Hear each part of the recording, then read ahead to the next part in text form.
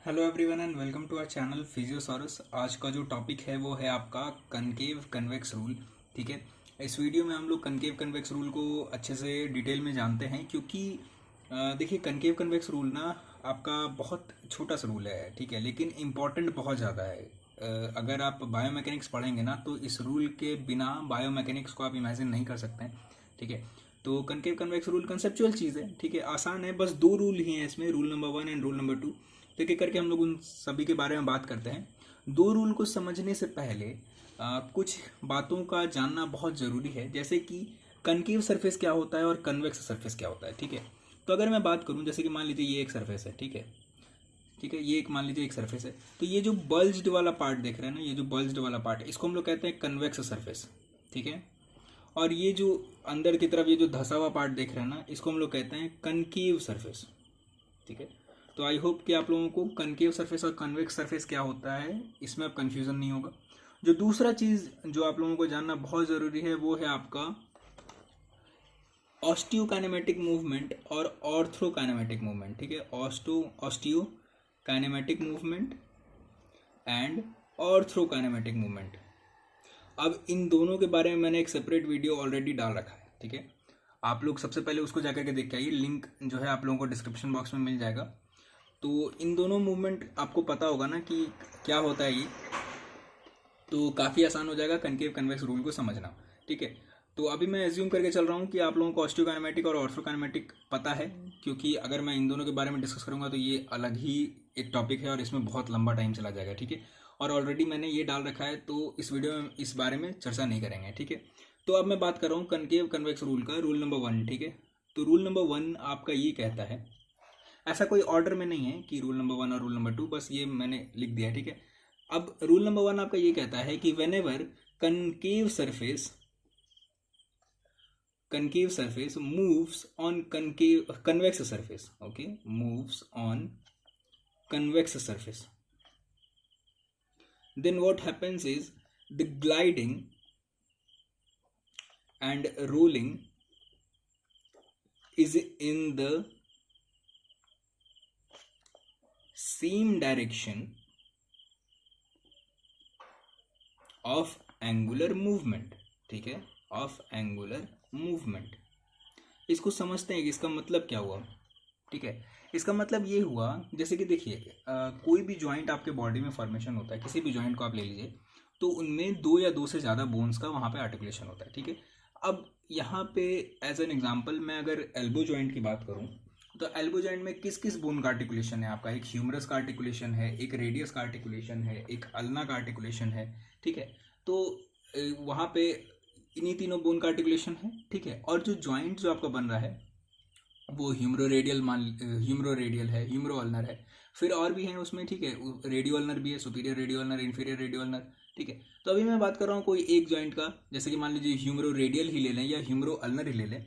तो देखिए ह्यूमरो ulnar joint की अगर मैं बात करूँ, ठीक है, ह्यूमेरो अल्नर जॉइंट के बारे में अगर मैं बात करूं, तो उसमें कौन कौन सा मूवमेंट होता है, उसमें होता है आपका फ्लेक्शन और एक्सटेंशन। ठीक है, कोई एक मूवमेंट हम लोग ले लेते हैं, अभी हम लोग फिलहाल बात कर रहे हैं फ्लेक्शन मूवमेंट के बारे में। तो फ्लेक्शन में आपका क्या होता है कि अल्ना जो है वो फॉरवर्ड मूव करता है, अल्ना मूव्स फॉरवर्ड। ठीक है, अब अभी भी अगर आप जब आप फोर आर्म का फ्लेक्शन करेंगे ना, एल्बो जॉइंट का जब आप फ्लेक्शन करेंगे ना, तो ह्यूमरस अपनी जगह पे स्टेबल है। ठीक है, ह्यूमरस अपनी जगह पे स्टेबल है, मूव कौन कर रहा है, आपका अल्ना मूव कर रहा है। ठीक है, अब यहाँ पे समझते हैं कि सरफेस कौन सा कन्वेक्स है और कौन सा कनकेव है। देखिए जो ह्यूमरस का जो सरफेस है ना, जो आर्टिकुलेट करता है अल्ना के साथ, वो सरफेस आपका कुछ कनकेव होता है। ह्यूमरस का जब आप लोअर एंड देखेंगे, ठीक है, तो कुछ इस तरह का होता है ना। ठीक है, तो ये जो देख रहे हैं आप सरफेस, ये क्या है, ये कन्वेक्स सरफेस है। ठीक है, मूव कौन कर रहा है, तो अल्ना मूव कर रहा है। अल्ना का जो सरफेस होता है कुछ हद तक कनकेव होता है। ठीक है, इसके साथ कनकेव होता है। ठीक है, तो ह्यूमरस जब अपनी जगह पे स्टेबल है, इसका मतलब है ह्यूमरस जब अपनी जगह पे स्टेबल है, इसका मतलब है कि कन्वेक्स सरफेस अपनी जगह पे स्टेबल है। मूव कौन कर रहा है, कनकेव सरफेस मूव कर रहा है, कनकेव सरफेस ऑफ अल्ना। ठीक है, तो अभी मैंने यहाँ पे क्या लिखा कि when concave surface moves on convex surface then the gliding and rolling is in the same direction. ठीक है, तो अल्ना का डायरेक्शन क्या है, अल्ना मूव्स फॉरवर्ड, तो ग्लाइडिंग का डायरेक्शन क्या होगा, ग्लाइडिंग का डायरेक्शन भी क्या होगा, एंटीरियर जाएगा। ठीक है, और सेम उसी तरह से रोलिंग का जो डायरेक्शन है वो क्या होगा, रोलिंग का भी डायरेक्शन एंटीरियर जाएगा। ठीक है, तो ये आपका था कि फ्लेक्शन के केस में। अब अगर मैं बात करूं एक्सटेंशन के बारे में, सपोज दैट एक्सटेंशन के बारे में अगर मैं बात करूं, तो एक्सटेंशन के केस में क्या हो जाता है, अल्ना मूव्स बैकवर्ड, वो ऑपोजिट हो जाएगा। ठीक है, तो अल्ना अगर बैकवर्ड मूव करेगा, ठीक है, अभी भी आपका कौन सा मूव कर रहा है, कनकेव सरफेस आपका कन्वेक्स सरफेस पे मूव कर रहा है। तो अगर अल्ना बैकवर्ड मूव करेगा तो ग्लाइडिंग भी क्या हो जाएगा, पोस्टीरियर हो जाएगा, रोलिंग भी क्या हो जाएगा, पोस्टीरियर हो जाएगा। तो आई होप कि पहला रूल आप लोगों को क्लियर हो गया। तो पहला रूल एक बार वापस से हम लोग रिपीट करते हैं। पहला रूल आपका ये कहता है कि when concave surface moves on convex surface then the gliding and rolling is in the same direction of angular movement। मतलब कि आपको बस पता ये होना चाहिए कि फ्लेक्शन का जो मूवमेंट है वो किस डायरेक्शन में हो रहा है, और आपको बस चेक करना है कि कौन सा सरफेस मूव कर रहा है, कन्वेकेव सरफेस मूव कर रहा है या कन्वेक्स सरफेस मूव कर रहा है। उसके अकॉर्डिंग आप ग्लाइडिंग और रोलिंग अपने से लिख सकते हैं किस डायरेक्शन में होगा। ठीक है, तो ये था आपका रूल नंबर 1। रूल नंबर 2 क्या है, ठीक है, रूल नंबर 2 सेम इसी तरह का रूल है, बस एक चेंजेस है उसमें। रूल नंबर 2 आपका ये कहता है कि when convex surface moves on concave surface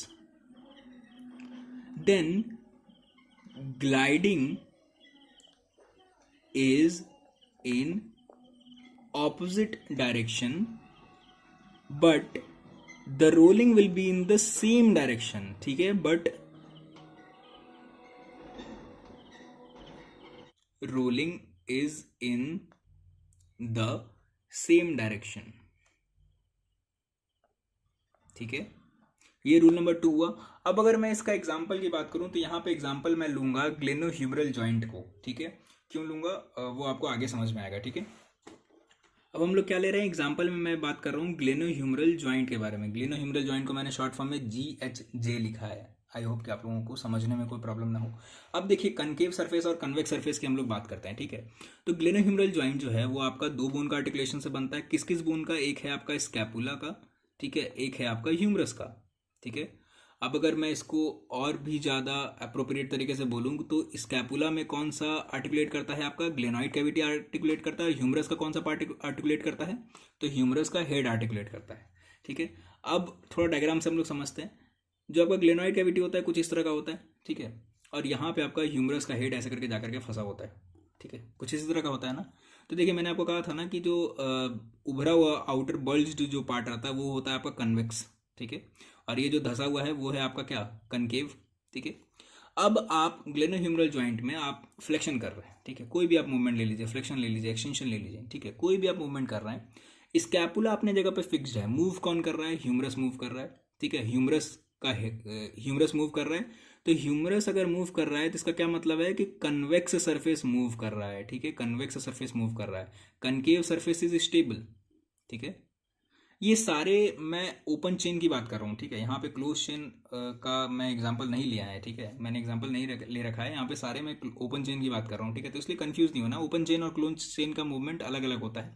यहाँ सारे मैंने ओपन चेन के मूवमेंट ले रखे हैं। ठीक है, तो अगर मैं ओपन चेन की बात करूँ तो यहाँ पे ह्यूमरस जो है वो मूव नहीं कर रहा है इसमें अभी। ठीक है, तो ह्यूमरस मूव कर रहा है आपका। ठीक है, तो ह्यूमरस मूव कर रहा है, इसका मतलब कन्वेक्स सरफेस मूव कर रहा है। तो कन्वेक्स सरफेस जब आपका मूव करेगा तो स्लाइडिंग क्या हो जाएगा, वो ऑपोजिट हो जाएगा। स्लाइडिंग जो होगा वो ऑपोजिट हो जाएगा। तो फ्लेक्शन की अगर हम लोग बात करें तो फ्लेक्शन में क्या होता है कि फ्लेक्शन में ह्यूमरस जो होता है, ह्यूमरस मूव्स फॉरवर्ड।